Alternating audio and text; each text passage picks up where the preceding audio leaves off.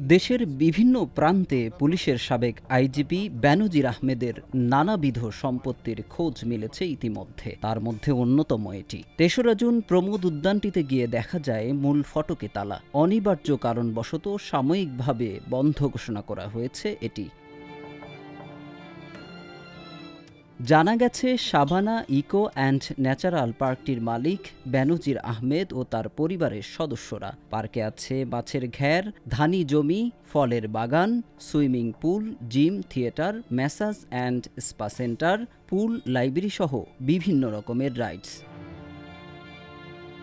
থাকার জন্য রয়েছে কটেজ, ডুপ্লেক্স বাড়ি। রিসর্টের কটেজে থাকতে দিনে গুনতে হয় ৬,০০০ টাকা। জানা গেছে, সাভানা পার্কটি ৫০০ একর জমির উপর গড়ে তোলা হয়েছে। সুশৃঙ্খল এবং বাংলাদেশের খুবই গোছালো একটি প্রকল্প এবং প্রজেক্ট হচ্ছে সাভানা ইকো রিসোর্ট বা সাভানা প্রকল্প।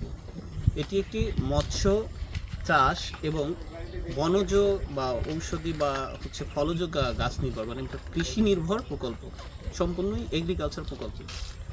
পাশাপাশি মানুষের আগ্রহের তুঙ্গে থাকার কারণে এটি পরবর্তীতে কিছুটা অংশ ন্যাচারাল পার্কের ভিতরে চলে আসছে। এখানে বাংলাদেশের দুর্লভ প্রজাতির কিছু উদ্ভিদ রয়েছে, যেগুলো আসলে পৃথিবীতেও দুর্লভ এবং বাংলাদেশে তো অপ্রতুল।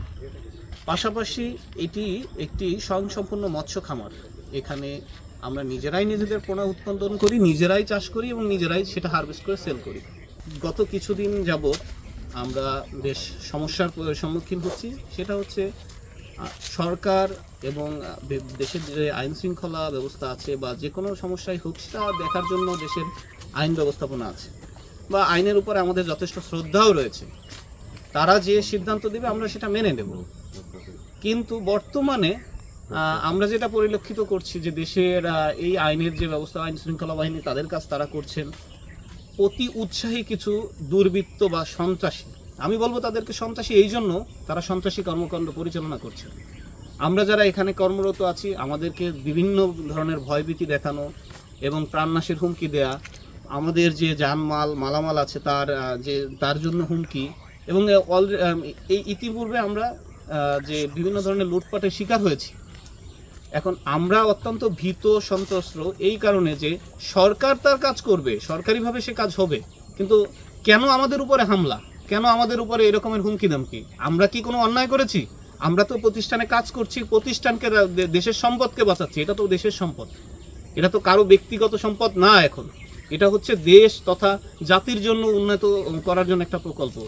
এই প্রকল্পকে প্রতি পদে পদে আমরা কেন বাধা পাবো? এই এলাকার কিছু স্থানীয় সন্ত্রাসী যাদের মদদে এই কাজগুলো হচ্ছে, এবং রাতের অন্ধকারে আমরা এখন প্রতিনিয়ত আমরা যারা স্টাফরা আছি তারা প্রাণ ঝুঁকিতে আছি। পাশাপাশি তারা এমন বড় পরিমাণে হুমকি প্রদান করেছে, আমাদের কিছু যারা দূর দূরান্তের যারা ছিল তারা ভয়ে এই এলাকা ত্যাগ করে চলে গেছে। এখন আমরা আপনাদের কাছে এর প্রতিকার চাই, এবং অতি উৎসাহী কিছু আমাদের এখানে মিডিয়া পার্সন আছে যারা এসে আমাদেরকে প্রতিনিয়ত হুমকি দিচ্ছে। আমরা আসলে দেখেন তো, আমরা পেটের দায়ে এখানে কাজ করতে আসছি, আমরা তো কাজ করে খেটে খাওয়া মানুষজন। তো এরকম চলতে থাকলে আমাদের পরিবারও তো অনিশ্চয়তায় পড়বে। এই প্রতিষ্ঠান না থাকলে আমরা কোথায় যাব? এই প্রতিষ্ঠান দিয়ে আমার পেট চলে, আমার পরিবার চলে। আমি নিজের ভুক্তভোগী, আমার পরিবার ছিল এখানে, এত পরিমাণ আমার উপরে প্রেশার হয়েছে, আমি বাধ্য হয়েছি আমার পরিবারকে এখান থেকে দূরে দিয়ে যাওয়ার জন্য। এই প্রতিষ্ঠান নিয়ে কুচক্র রটনা করছে। এই প্রতিষ্ঠানটি একটি অত্যন্ত স্বল্প খরচে এবং সুশৃঙ্খল প্রজেক্ট ছিল, যেটা মানে খুবই কম বাজেটে চলে এবং পরবর্তীতে বড় হচ্ছিল, যেগুলো কিছু কুচক্রী মহলের চোখে লেগে গেছে। তারা চাচ্ছে যে না, আমাদের দেশ যে উন্নত হচ্ছে, এগিয়ে যাচ্ছে, সেটা এই দেশের অগ্রগতিকে বাধা দেবে। এই জন্যই তারা এই বাধার সৃষ্টি করছে, আমি যেটা মনে করি।